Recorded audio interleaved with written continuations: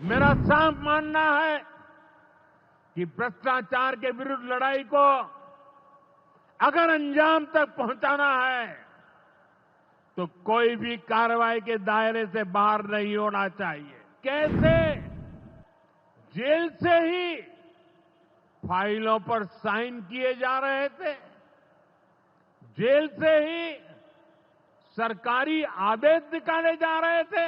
ये आरजेडी और कांग्रेस वाले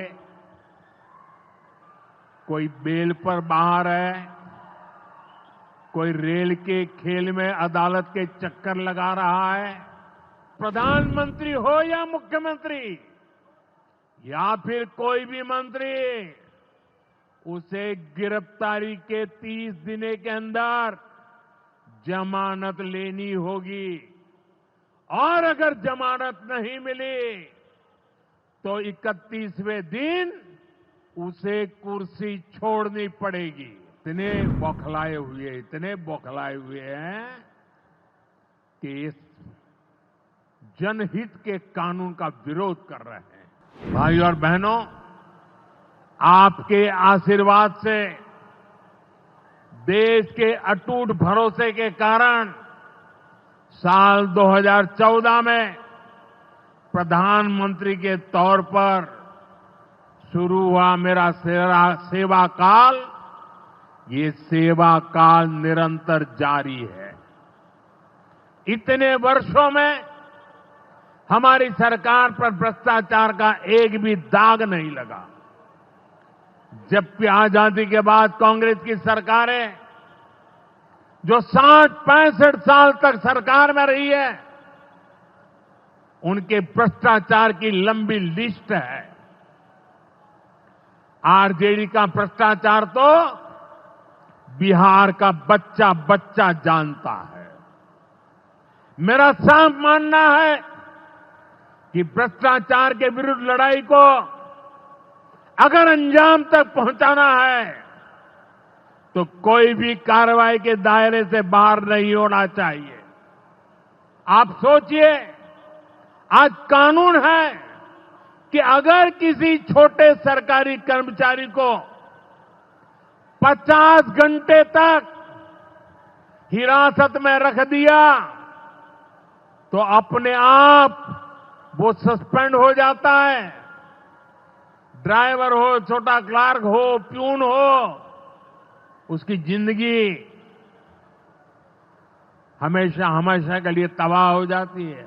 लेकिन अगर कोई मुख्यमंत्री है, कोई मंत्री है, कोई प्रधानमंत्री है, तो वो जेल में रह करके भी सत्ता का सुख पा सकता है।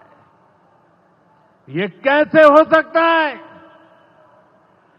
हमने कुछ समय पहले ही देखा है कि कैसे जेल से ही फाइलों पर साइन किए जा रहे थे, जेल से ही सरकारी आदेश निकाले जा रहे थे। नेताओं का अगर यही रवैया रहेगा तो ऐसे भ्रष्टाचार के विरुद्ध लड़ाई कैसे लड़ी जा सकती है? साथियों, संविधान हर जनप्रतिनिधि से ईमानदारी और पारदर्शिता की उम्मीद करता है। हम संविधान की मर्यादा को तार तार होते नहीं देख सकते। इसलिए एनडीए सरकार भ्रष्टाचार के खिलाफ एक ऐसा कानून लाई है जिसके दायरे में देश का प्रधानमंत्री भी है। इस कानून में मुख्यमंत्री और मंत्रियों को भी शामिल किया गया है। जब ये कानून बन जाएगा तो प्रधानमंत्री हो या मुख्यमंत्री या फिर कोई भी मंत्री, उसे गिरफ्तारी के 30 दिन के अंदर जमानत लेनी होगी और अगर जमानत नहीं मिली तो 31वें दिन उसे कुर्सी छोड़नी पड़ेगी।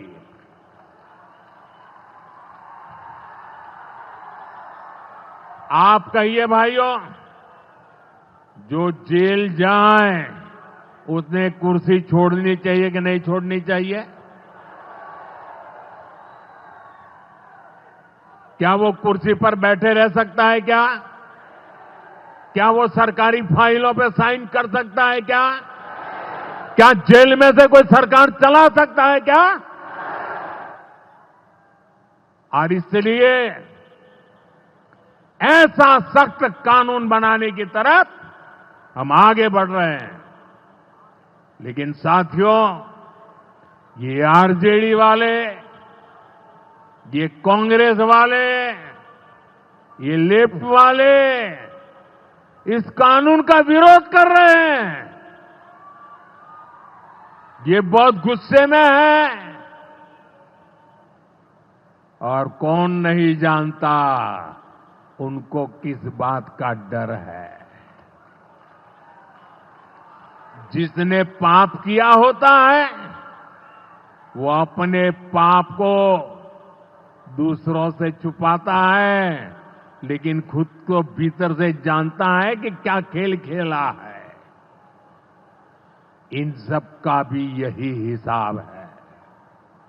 ये आरजेडी और कांग्रेस वाले कोई बेल पर बाहर है, कोई रेल के खेल में अदालत के चक्कर लगा रहा है, और जो जमानत पे बाहर घूम रहे हैं भी आज इस कानून का विरोध कर रहे हैं। इन्हें लगता है कि अगर जेल चले गए तो इनके सारे सपने चकनाचूर हो जाएंगे, और इसलिए सुबह शाम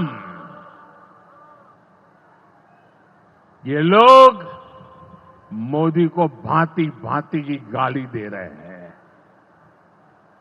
और इतने बौखलाए हुए हैं कि इस जनहित के कानून का विरोध कर रहे हैं।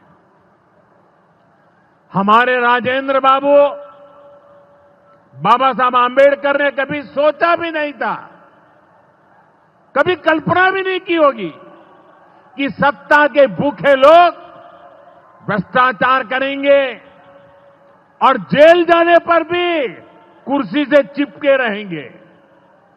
लेकिन अब भ्रष्टाचारी जेल भी जाएगा और उसकी कुर्सी भी जाएगी।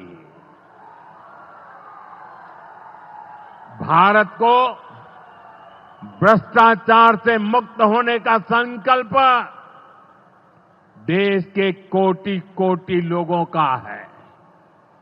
ये संकल्प सिद्ध होकर रहेगा।